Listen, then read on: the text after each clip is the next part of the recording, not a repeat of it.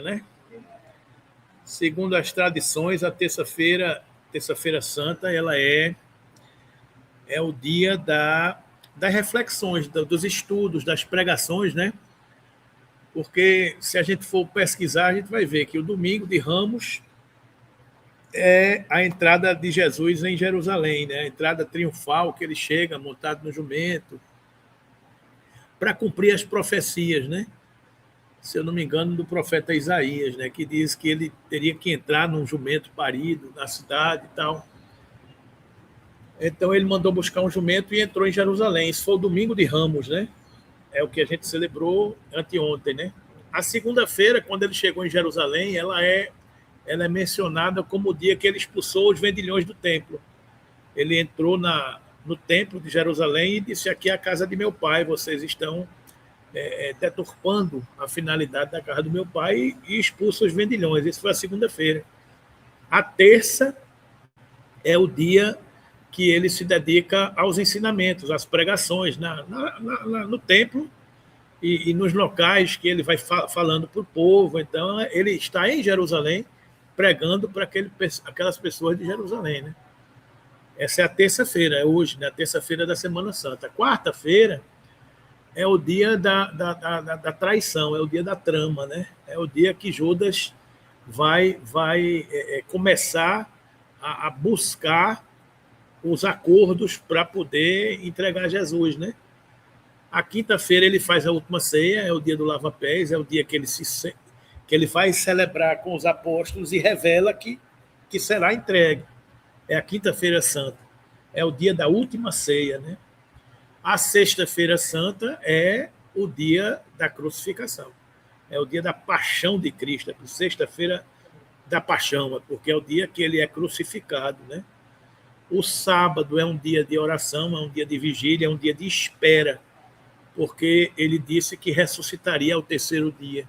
Então, o sábado é o sábado que se aguarda alguma coisa acontecer. E o domingo é o domingo da Páscoa, né? É o domingo da ressurreição, né? Então, essa é a trajetória do Cristo na Semana Santa. Ali havia cruzes. Ali são os passos de Jesus quando ele sai. A Via Crucis são as pegadas de Jesus quando ele caminha com a cruz, né? Quando ele é condenado à crucificação, que o povo escolhe Barrabás, aí Pilatos entrega a ele a justiça, né? Na época, e aí ele vai pegar a cruz, que aí dão a ele um cajado de cana, e coloca uma coroa de espinhos, né, para representar o rei. Olha o rei de vocês, né? A coroa de espinho é o rei, e o cajado de cana, um bastonete de cana, né? E aí ele sai com a cruz, aí é que sai caminhando naquela Via Crucis até chegar ao Gólgota, né? Que é o monte onde as pessoas se crucificavam. Nessa trajetória que ele encontra com Simão Cirineu, que é quem ajuda ele a carregar a cruz, né? Então são essas. Isso está narrado no Evangelho de Mateus, do capítulo 21 ao capítulo 26, mais ou menos.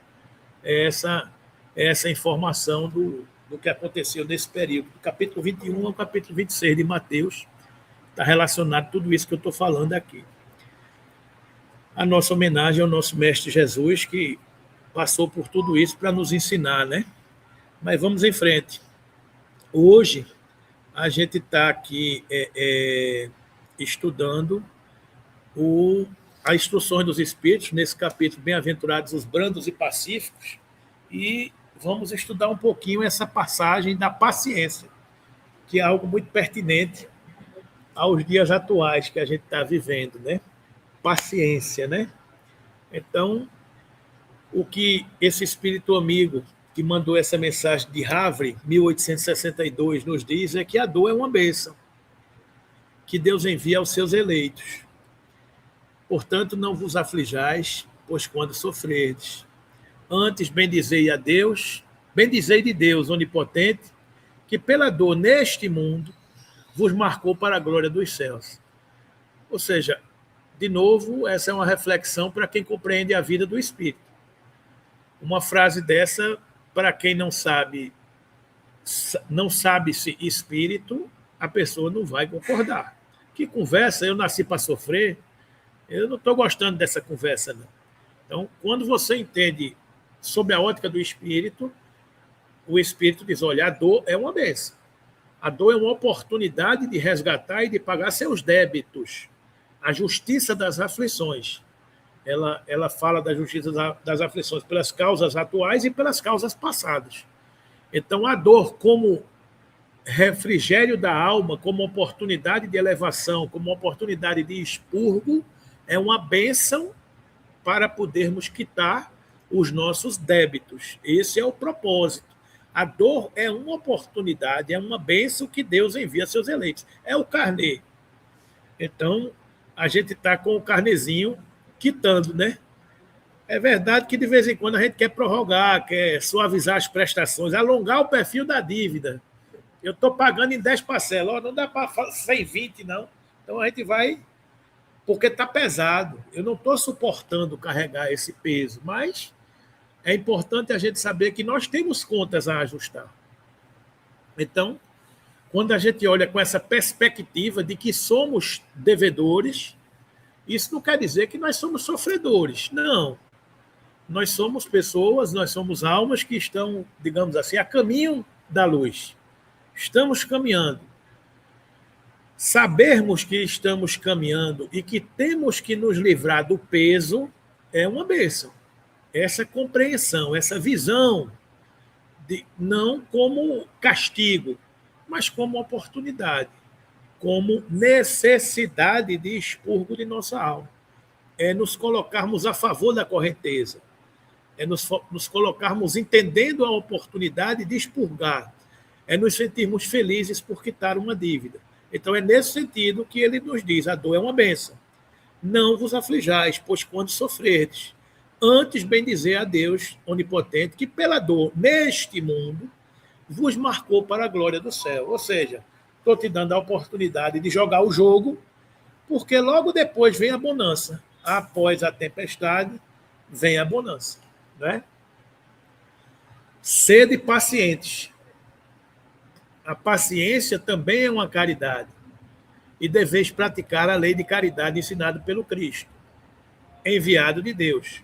A caridade que consiste na esmola dada aos pobres é a mais fácil de todas. Outra há, porém, muito mais penosa e, conseguintemente, muito mais meritória.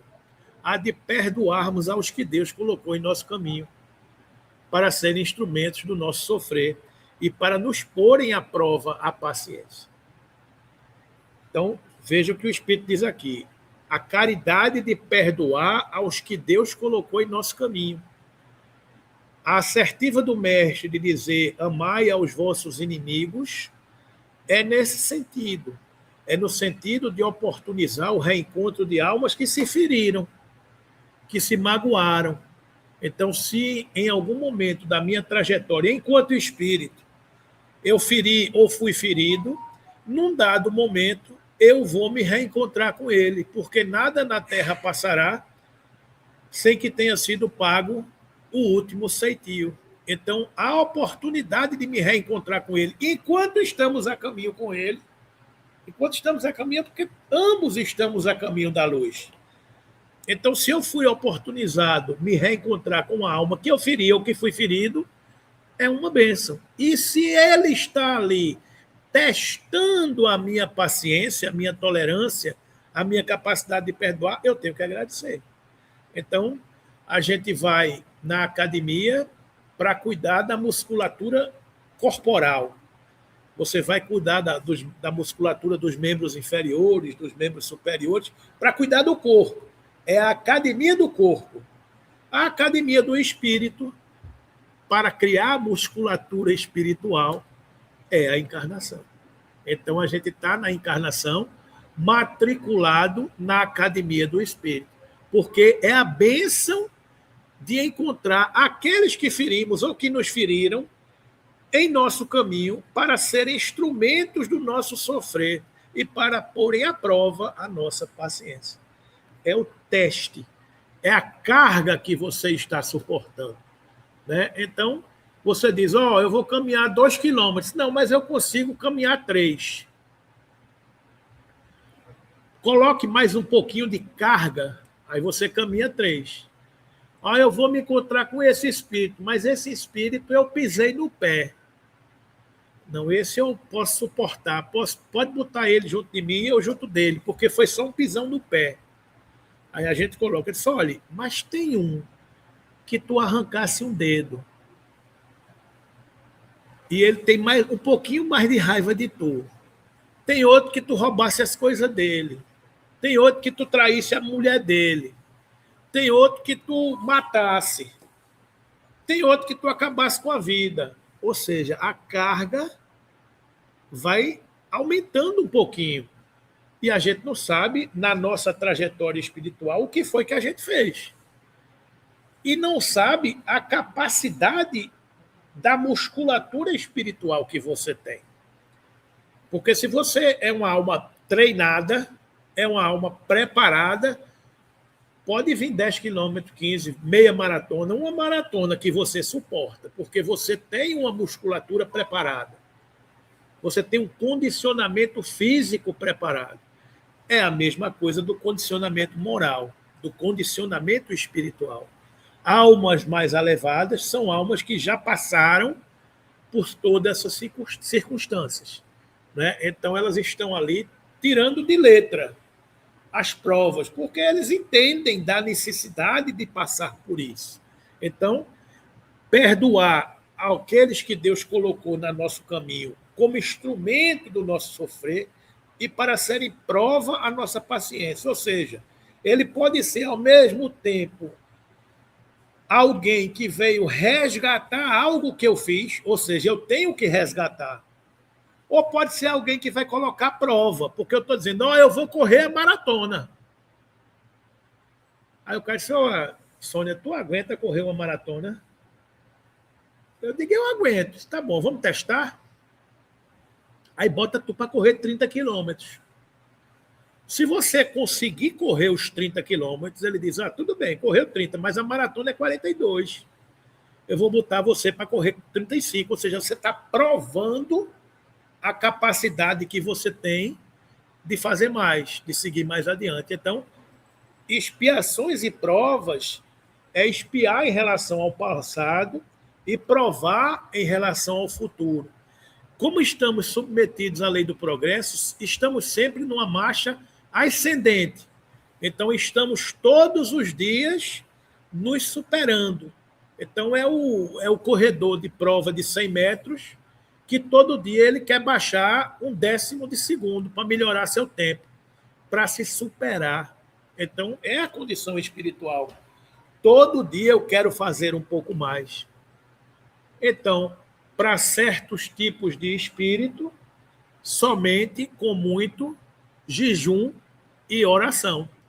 É como dizia o Mestre Jesus, porque os apóstolos tentaram tirar um endemoniado de uma criança que ora caía como se estivesse no céu, no chão, ora caía como se estivesse no mar, e não conseguiram. Jesus chegou e disse, olhe, para certo tipo de espíritos, somente com muito jejum e oração. O que é isso? Capacidade espiritual.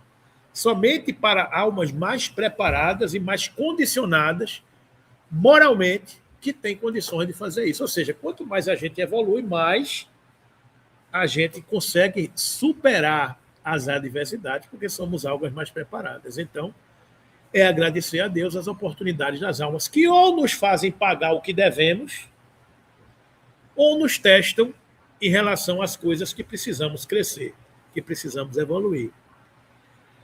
A vida é difícil, bem eu sei.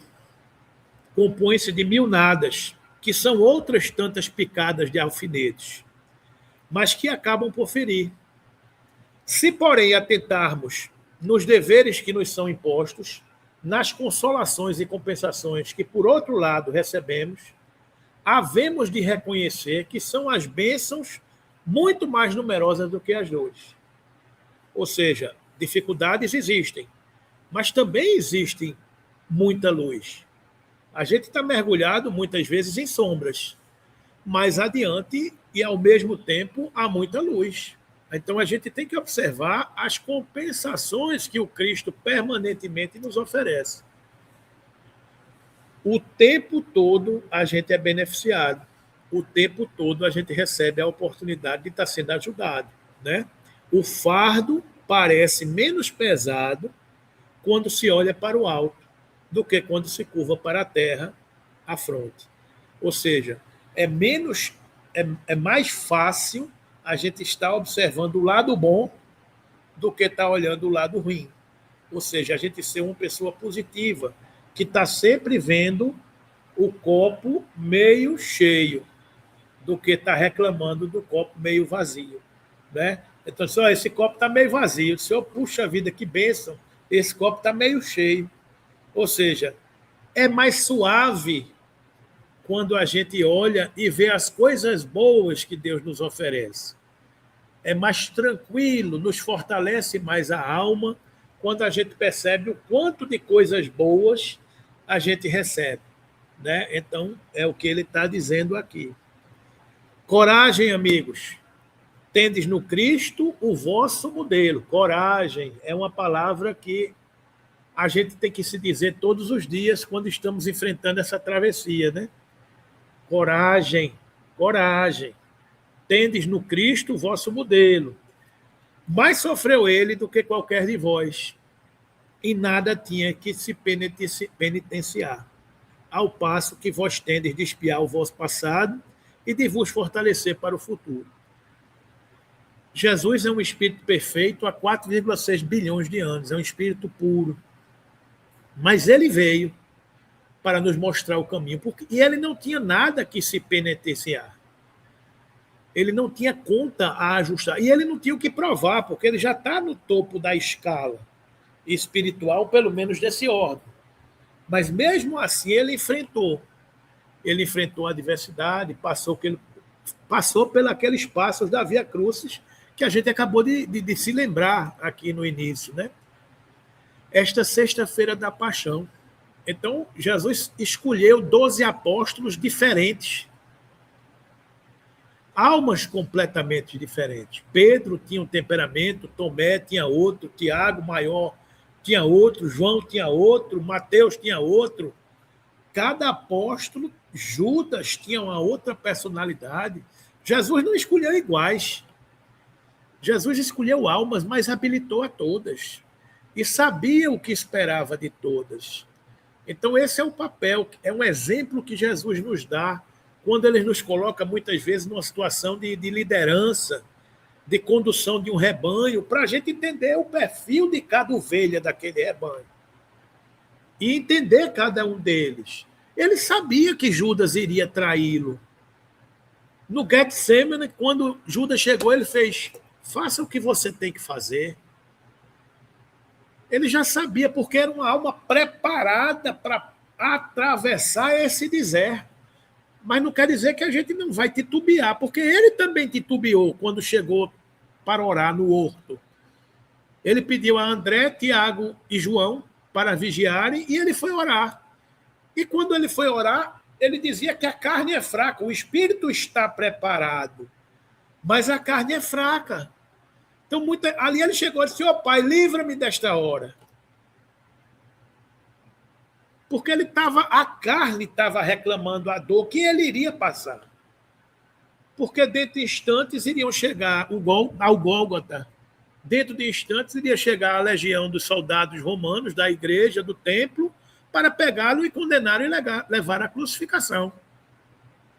E ele, orando ao Pai, pediu: Pai, livra-me dessa hora. Mas depois ele cai em si, mas para isso vinha essa hora. Que seja feita a tua vontade e não a minha. Ou seja, a alma consciente do que estava atravessando. A carne grita, mas o espírito que é forte vivifica.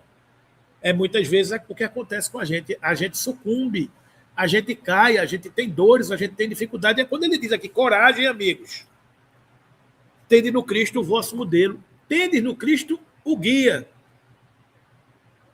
que é aquele que mostra o caminho. Tende no Cristo o modelo, que é aquele que vivifica a experiência. O guia é quem mostra o caminho, o modelo é quem faz. Então, Jesus é guia e modelo.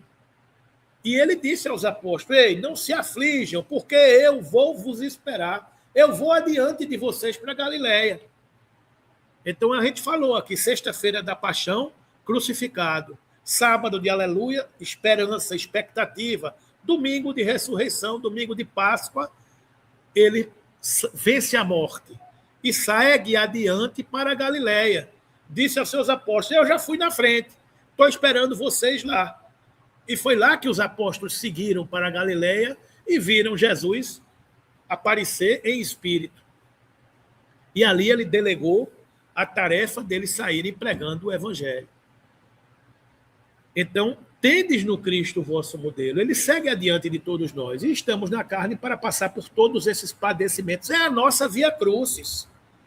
Ele veio para nos mostrar que passar pela encarnação é passar pelas dificuldades, pelas dores, pelo sofrimento e saber suportar. Então, paciência nessa nossa jornada encarnatória, não é? Para vencer todas essas dificuldades.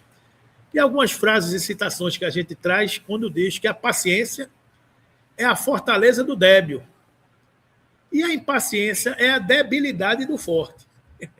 Ou seja, aquele que é débil tem na paciência uma fortaleza, porque os débeis, que têm dificuldades mentais, são calmos, serenos às vezes, né? Mas os impacientes têm uma debilidade daqueles que são fortes. Né? Isso aqui é uma frase de Kant. Não há problema que não possa ser solucionado pela paciência. Chico Xavier. É a serenidade, né? É a paciência de saber aguardar. Aprimorar a paciência requer alguém que nos faça mal. Olha aí a prova. O Dalai Lama explicando isso. Aprimorar a paciência. Como é que eu vou testar a paciência se eu não tenho ninguém testando a minha paciência? Eu vou dizer, eu tenho paciência. Tem? Vamos ver. Né? Então, aprimorar a paciência requer alguém que nos faça mal e nos permita praticar a tolerância. Se fiz descobertas valiosas, foi mais por ter paciência do que qualquer outro talento. O cientista Isaac Newton. Se eu descobri alguma coisa, foi porque soube esperar. Foi porque soube ter paciência. Muito mais do que qualquer outro talento. Paciência do cientista. De aguardar as coisas acontecerem, de testar, de verificar. Testou muitas coisas até chegar a uma conclusão. A gente quer acertar na primeira, né? Não estou falando em relação ao casamento, não. Estou falando só em relação à experiência. É só em relação à experiência. Aí é outra história, é outra conversa, né? Aprendi que não posso exigir o amor de ninguém. Posso apenas dar boas razões para que gostem de mim. E ter paciência para que a vida faça o resto. Shakespeare. Ou seja, eu não posso exigir que ninguém goste de mim. O que está ao meu alcance é fazer a minha parte. E ter paciência para esperar que o mundo reconheça. O mundo vai reconhecer ou não vai, é outro problema. O negócio é você fazer a sua parte. Né? Então, muitas vezes a gente faz as coisas querendo ser reconhecido imediatamente. O que ele está dizendo é o contrário. Eu não posso exigir que ninguém me reconheça. Eu não posso exigir que ninguém goste de mim. O que eu posso fazer e que está no meu controle é fazer a minha parte. E ter paciência para que o mundo faça a sua parte. É o que disse Abigail a Saulo, no livro Paulo Estevão. Ele, angustiado, ela disse, ama, trabalha e espera. Esperança é experiência, é paciência. E esperar é fazer a sua parte. Ela disse, ame. Amar para poder se conjugar e se sintonizar com as camadas mais elevadas. Trabalhar, fazer a sua parte. E mesmo assim, ter paciência, espere, porque as pessoas não vão compreender no primeiro momento. E depois perdoe, porque ainda não compreenderam. Então é o roteiro. Ama, trabalha, espera e perdoa. O roteiro que Abigail traçou para Saulo, quando ele estava angustiado pelas dificuldades que estava enfrentando ao se converter ao cristianismo. Né? Não há lugar para a sabedoria onde não há paciência. Santo Agostinho. Né? Se eu não tenho paciência, não tem lugar para a sabedoria. A paciência traz muitos frutos, traz mais frutos que a própria força. Às vezes a gente consegue muito mais coisas com paciência do que com agressividade, com força, né? Com coerção. A paciência traz muito mais frutos que a própria força. Tenha paciência. Tudo aquilo que você deseja, se for verdadeiro, é o mais importante. Se for para ser seu, acontecerá. Tudo aquilo que você deseja, se for verdadeiro, e o mais importante, é o mais importante. Se for para ser o seu, acontecerá. É fé, é paciência, né? Se tiveres paciência no momento de raiva, 100 dias de pesar evitarás. Provérbio chinês. Se tiver paciência no momento de raiva, 100 dias de pesar evitarás. Porque no momento de angústia, de raiva, você perder a serenidade e a razão pode lhe custar caro. E este medo e esta culpa pode lhe prender durante séculos. É o que a gente vê nas nossas reuniões mediúnicas. Muitas almas aprisionadas pela culpa de não ter escolhido o amor, o perdão, a paciência, o silêncio, a serenidade num determinado momento.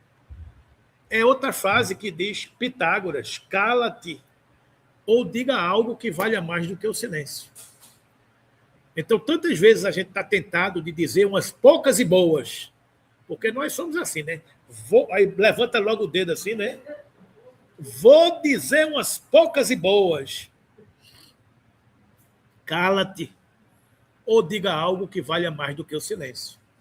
Né? É uma expressão feliz de Pitágoras, né? E aqui Santa Teresa d'Ávila, maravilhosa essa poesia. Depois eu vou botar no grupo para vocês aí essa música que ela canta, né? Nada te perturbe, nada te espante, né? Tudo passa. Deus não muda. Meio cheio agora, né? A paciência tudo alcança. Quem a Deus tem, nada lhe falta. Só Deus basta. Né? Então, isso é uma poesia linda de Teresa de Ávila. Nada te perturbe, nada te espante. Tudo passa, Deus não muda. A paciência tudo alcança. Quem a Deus tem, nada lhe falta. Só Deus basta. Né? Tem uma musiquinha aqui que eu vou mandar para vocês no grupo, que é maravilhoso. Quando você estiver angustiado, que a gente muitas vezes está, ouça para nos fortalecer, né? Aí, de novo, o provérbio chinês. Um momento de paciência pode evitar um grande desastre. Um momento de impaciência pode arruinar toda uma vida. É o momento ali. É você lutar a vida toda e, no momento de infelicidade, bota tudo a perder. Né? Então, essa serenidade é fundamental. Adote o ritmo da natureza. O segredo dela é a paciência. A natureza não dá saltos. Adote o ritmo da natureza. O segredo dela é a paciência. A natureza só consegue atingir seus objetivos porque é paciente. Os rios só atingem os mares porque sabem contornar os obstáculos. Então, se os rios... Olha aí, veja o tempo dela, o ciclo dela. Ela obedece o ritmo da natureza, né? Doutor Bezerra de Menezes, sensacional. Paciência é algo que, quando se adquire, jamais se perde. Então, a gente não pode estar dizendo perdi a paciência. Se você diz perdi a paciência, é porque você nunca teve. Porque paciência é algo que, quando se adquire, jamais se perde. Então, você dizer, eu perdi a paciência com fulano. Não, você não tem a paciência. Você tem um projeto de paciência em aperfeiçoamento, em estudo, em análise. Você não tinha passado ainda no TCC, no termo de conclusão de curso. Você ainda está a caminho, né? Então, paciência, em verdade, é perseverar na edificação. Olha, presente, sorteios? Muito bem. Olha, ganharam presente. Bombons. Paciência, em verdade, é perseverar na edificação do bem, a despeito das arremetidas do mal, e prosseguir corajosamente cooperando com ela e junto dela, quando nos seja mais fácil desistir. Paciência, em verdade, é perseverar na edificação do bem.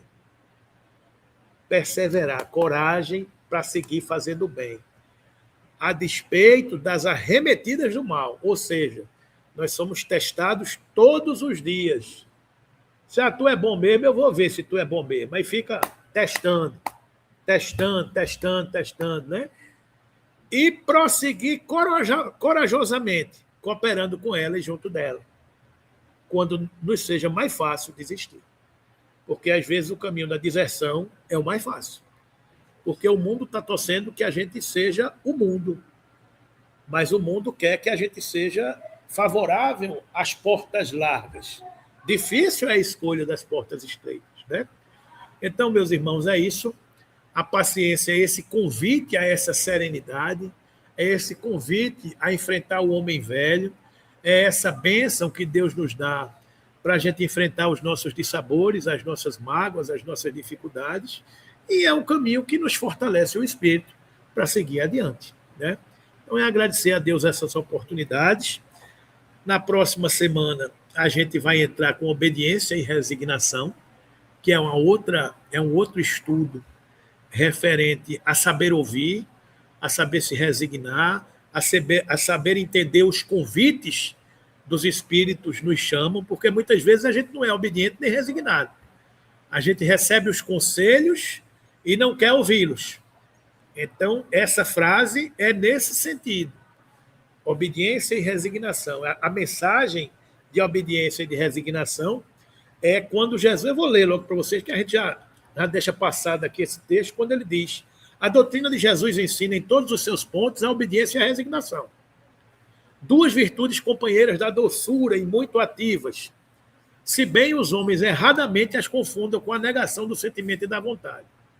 A obediência é o consentimento da razão.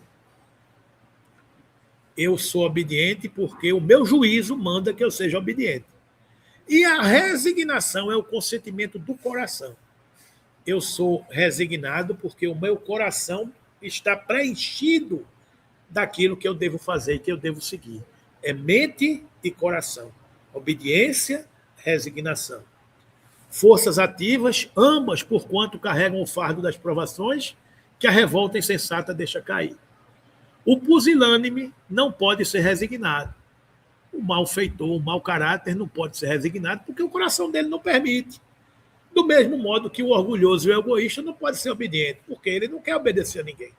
Ele quer seguir as suas verdades, só faz o que ele quer, porque ele é egoísta e ele é vaidoso, ele é orgulhoso.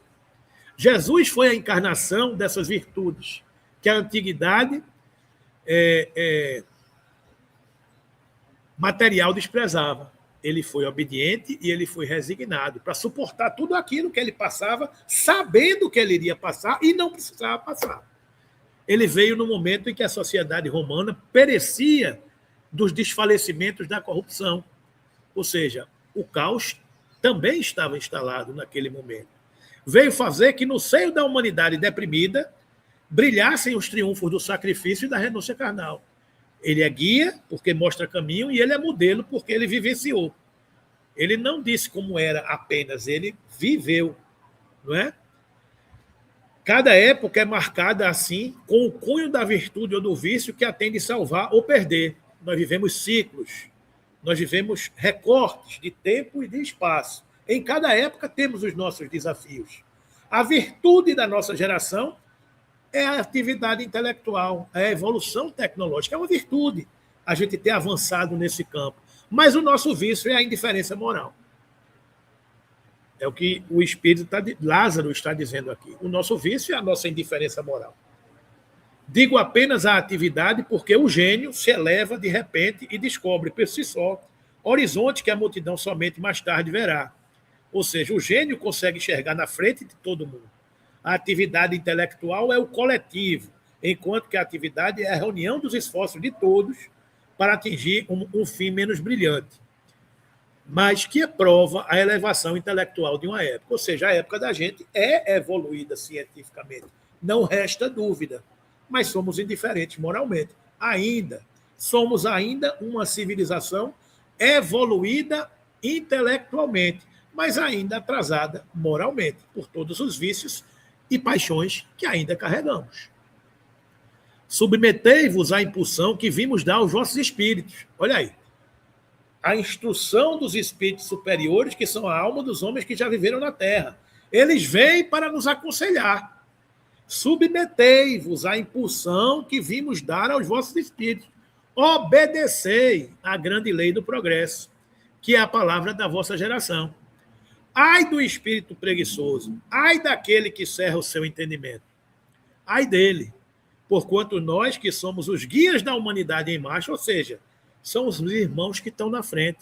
A alegria dos céus é esvaziar os infernos. Eles estão nas frentes, nos mostrando os caminhos, nos exemplificando, nos ensinando.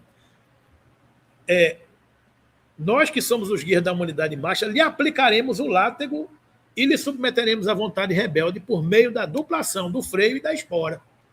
O látego é aquela cinta que prende a sela dos animais. Então, é a linguagem que ele utiliza. Lhe aplicaremos o látego, ou seja, lhe prenderemos a sela e lhe usaremos o freio e a espora para poder lhe domar. É uma força de expressão. Dizer, eu estou te ensinando, não quer não? Ai de vós, porque eu vou botar a sela, eu vou usar o freio e a espora. Ou seja, pela dor, você vai aprender. Então, obediência e resignação. Toda resistência orgulhosa terá de, cedo ou tarde, ser vencida. Bem-aventurados, no entanto, os que são brandos, pois prestarão dócil ouvido aos ensinos. Ou seja, não é se revoltar com aqueles que querem nos ensinar. É ser dócil, é entender esse caminho, né? De esperança, porque eles estão mostrando o caminho para que a gente sofra menos. Então, está aí a mensagem da obediência e da resignação. E aí, na próxima semana, a gente estuda a cólera, que é o outro lado da brandura, né? Então, vamos lá, meus irmãos, agradecer a Jesus mais esse momento de estudo, mais essa oportunidade de estarmos aqui unidos e reunidos em teu santo nome, mais uma bênção que Deus nos dá, honrando ao Mestre Jesus pela lembrança de seu sofrimento, mas, ao final, a sua ressurreição, ter vencido a morte, todo o sofrimento da humanidade. Então, que ele possa nos abençoar. Quem é que quer fazer a prece para nós aí? O Elker, faz a prece para nós aí.